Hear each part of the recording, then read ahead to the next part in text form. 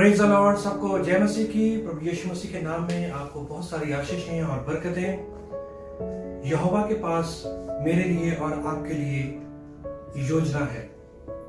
जब हम यहोवा के साथ हम बने रहते हैं, जब हम यीशु मसीह के साथ बने रहते हैं, तो यदि हमारी जिंदगी में कुछ बुरा भी होता है तो वो सारी जो चीजें हैं वो भलाई को ही उत्पन्न करती हैं, क्योंकि वो अच्छाई के लिए नियुक्त की जाती हैं। यदि कोई बुरी चीज हमारी जिंदगी में हो रही है, तभी यहोवा का वचन जब यिर्मयाह के पास आया तो यिर्मयाह ने कहा कि यहोवा यूं कहता है, उसकी वाणी ये कहती है कि मेरे पास तुम्हारे लिए कल्पनाएं हैं, योजनाएं हैं, और उनको मैं जानता हूं, और वो हानि की नहीं है बल्कि कुशल की है। यिर्मयाह 29 अध्याय और उसका 11 वचन में इस बात को लिखा हुआ है। मेरे प्रियो, मैं और आप हम यहोवा की योजना में हैं। मैं और आप यहोवा के हाथों में हैं। हमें कोई भी हानि नहीं हो सकती। कई बार हमारी जिंदगी में बहुत सारी दिक्कतें, परेशानियां, समस्याएं आती हैं और हम उस समस्याओं में फंस जाते हैं और हम यहोवा के खिलाफ, हम अपने एडोनाई के खिलाफ हम बहुत कुछ बुरा बोलना शुरू कर देते हैं। हम उस सिचुएशन में जब हम गिर जाते हैं, हम सोचते हैं कि यहोवा ने अपने हाथ को दूर कर दिया, पर नहीं, यहोवा अपने हाथ को नहीं दूर कर सकता। यदि एलफ के साथ वो योद्ध जो है वो कभी अलग नहीं हो सकते, वैसे ही मैं और आप यहोवा के हम वाव हैं, हम उसकी हाथों की बनाई हुई रचना है। कैसे वो अपने योद्ध को हमसे वो अलग कर सकता है, कैसे वो अपने हाथों को हमसे अलग कर सकता है, क्योंकि उसका जो हाथ है वो हमें संभाले हुए हैं। जब हम ये कहते हैं कि उसकी भली योजना जो है वो हमारे लिए है, तो हम ये सोचते हैं कि नहीं, प्रॉस्पेरिटी के बारे में सोचते हैं, हम दुनिया की वस्तुओं के बारे में सोचते हैं, ये अच्छा हो जाए, ये अच्छा हो जाए, ये बढ़िया हो जाए, हम बढ़िया बढ़िया चीजों के बारे में सोचते हैं, पर हम उस सफरिंग को, उस दुख को नहीं सोचते कि जो दुख जो है, कलेश या प्रॉब्लम, समस्याएं, चिंताएं या बीमारियां कई बार हमारे ऊपर आ जाती हैं। कई बार हमारे ऊपर आ जाती हैं तो उन समस्याओं में घिर करके हम कुछ ना कुछ ऐसे शब्द बोल देते हैं जो कि यहोवा के, हमारे यीशु मसीह के बिल्कुल खिलाफ होते हैं, उसकी योजना के खिलाफ होते हैं। ये मेरे ऊपर और आपके ऊपर ये तय होता है कि क्या हम उसकी योजना को एक्सेप्ट करते हैं या नहीं, क्योंकि वो तो योजना को जानता है कि हमारे जीवन में उसकी योजना क्या है। वो कहता है कि मैं वो योजनाएं जानता हूं, कल्पनाएं जानता हूं, पर वो हानि की नहीं है, वो कुशल की है। पर वो हम सोचते हैं कि वो हानि की है, पर हमारे यहोवा की नजर में वो हमारे लिए कुशल की है। सदूकी और फरीसी जो लोग थे, वो फरीसी लोग जो थे वो बहुत ही अपने आप में ज्ञानी लोग बनते थे। वो कहते हैं कि हम बहुत ज्ञानवान हैं, हमारे पास हर एक चीज की नॉलेज है, हमारे पास तोरा की नॉलेज है, यहोवा के वचन की नॉलेज है। वो जब उन्होंने यूहन्ना बपतिस्मा देने वाले के बारे में जब सुना कि यूहन्ना बपतिस्मा दे रहा है, तो लिखा है लूका 7 अध्याय उसका 30 वचन में लिखा है कि फरीसियों ने यूहन्ना के बपतिस्मे को ठुकरा दिया, रिजेक्ट कर दिया। यूहन्ना जो था, ठीक है, बपतिस्मा देने वाला, वो यहोवा की ओर से आया था और वो मार्गों को तैयार कर रहा था, लोगों को बपतिस्मा दे रहा था। पर फरीसी जो लोग थे उन्होंने उस बपतिस्मे को रिजेक्ट किया। कहने का मतलब कि उन्होंने यहोवा की प्लान को, यहोवा की योजना को रिजेक्ट किया।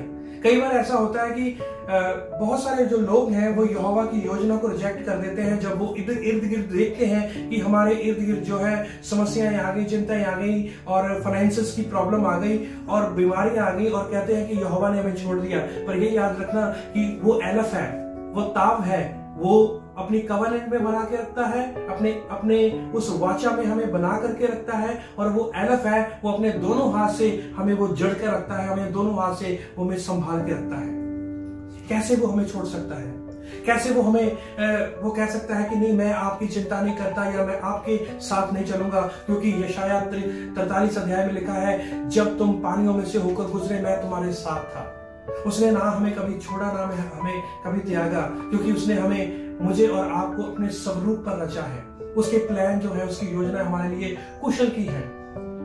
जितने भी आप लोग लगा लीजिए, कितने बाइबल में सबके ऊपर सफरिंग आई है, सबके ऊपर जो कलेश आया, प्रॉब्लम्स आई हैं। यूसुफ के बारे में देखें, यूसुफ जो था उसके अपने ही भाइयों ने उसको अगवा करके उसको गड्ढे में डाल दिया, पर ये याद रखें यूसुफ जो था वो यहोवा की योजना में था। उसको पता था कि यहोवा मेरे साथ है, यहोवा की उपस्थिति मेरे साथ है, इसलिए वो यहोवा की उपस्थिति में वो बना रहा, उसका भय में बना रहा और पाप से भागता रहा, और वो यहोवा की जो योजना जो थी उसके जीवन में वो पूरी हुई। आपको पता है क्या हुआ?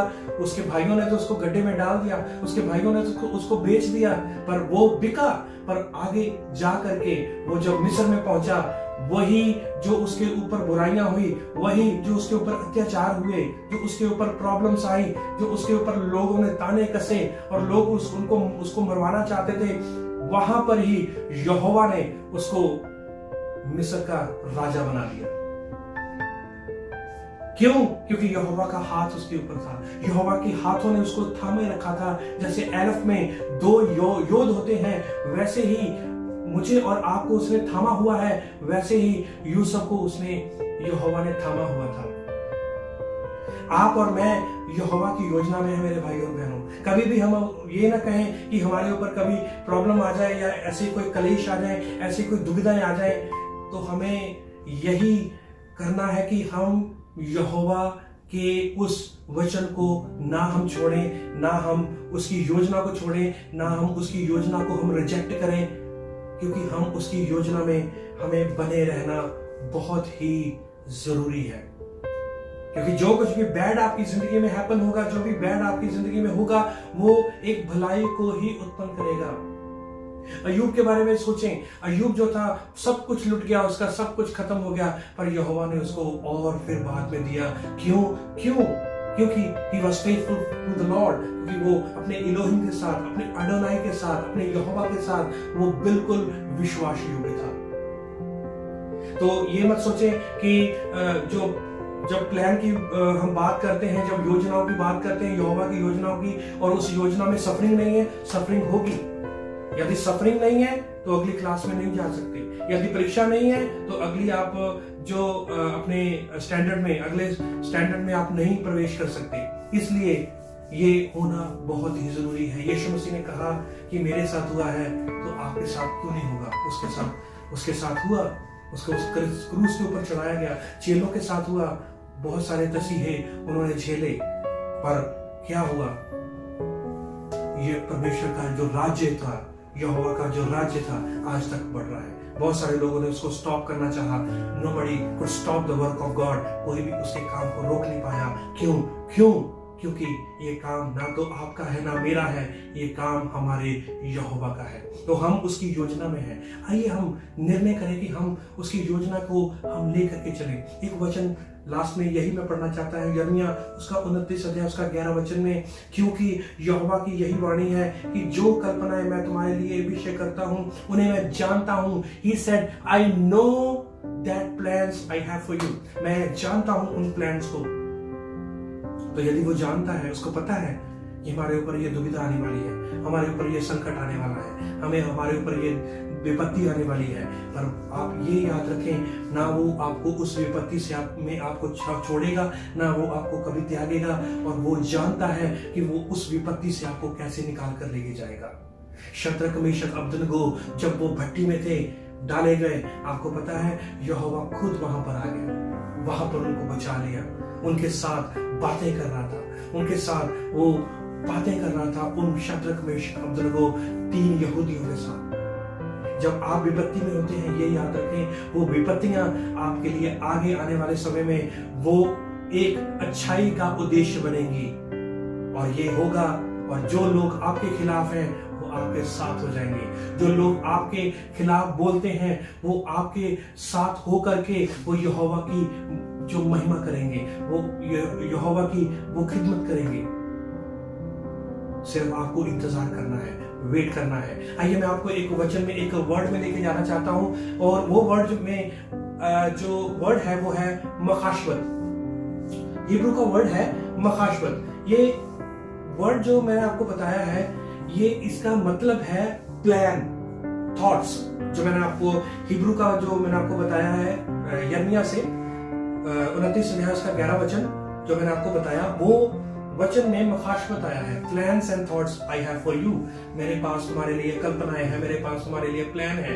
तो मखाशमत जो है, मैंने आपको बताया कि हर एक जो हिब्रू की जो है अल्फाबेट की जो पिक्टोग्राफ है, अल्फाबेट के जो लेटर है, पहला जो लेटर है वो मैम है। मैम की जो आप तस्वीर देख रहे हैं वो है पानी, पानी की तस्वीर दिख रही है आपको। और उसके बाद जो है वो है खैत, ठीक है।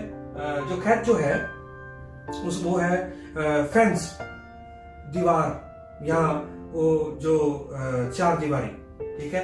उसको जो फेंस जो है वो हमारी प्रोटेक्शन, यहोवा ने हमें प्रोटेक्ट रखा हुआ है। और पहला जो वर्ड है वो है मैम, पानी। पानी जो है वो जिंदगी को भी दर्शाता है और डिस्ट्रक्शन को भी दर्शाता है। पानी पता क्या है? जब यीशु मसीह ने सामरी स्त्री को कहा कि यदि तू यहोवा की उस अनुग्रह को जानती कि तुमसे कौन पानी मांगता है, तू उससे अमृत जल मांगती और वो तुम्हें वो देता।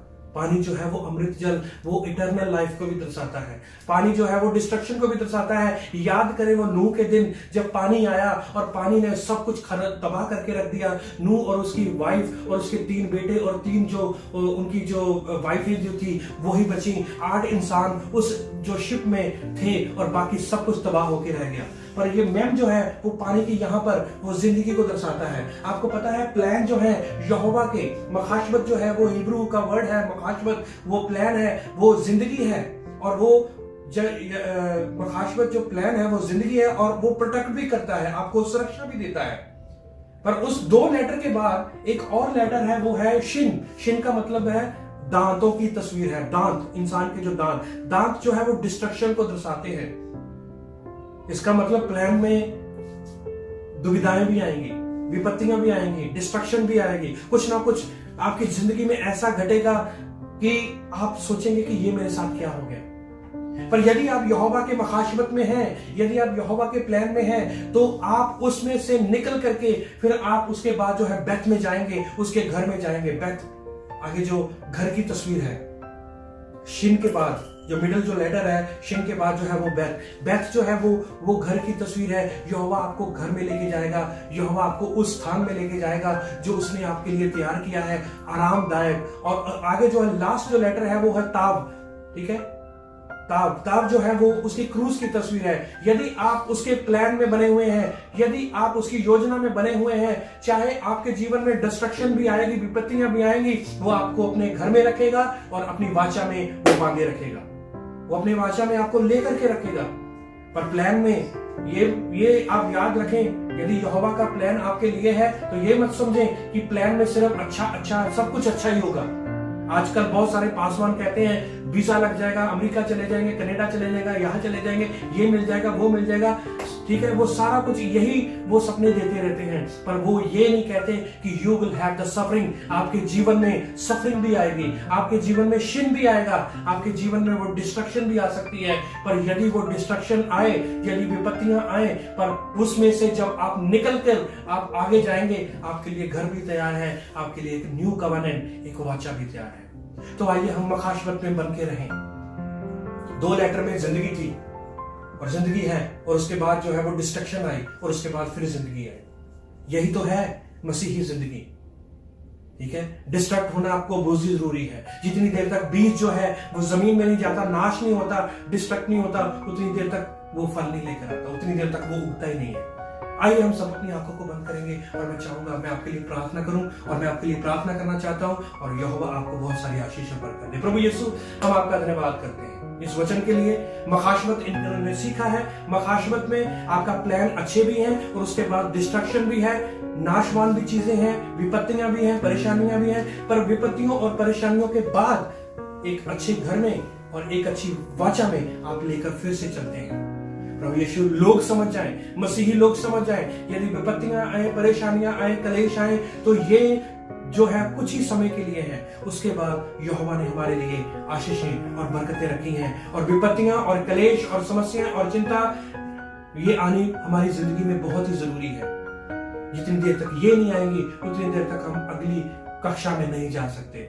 प्रभु यीशु, धन्यवाद देते हैं इस वचन के लिए, मखाशबत के लिए। आपके पास हमारे लिए मखाशबत है और हम धन्यवाद देते हैं। सारी महिमा हम आपको देते हुए यीशु मसीह के कदूस और पवित्र और जलाली नाम से हम ये प्रार्थना मांगते हैं, आमीन। सबको जय मसीह की, प्रेज द लॉर्ड, और प्रभु यीशु आपको बहुत सारी आशीषों पर कर दे।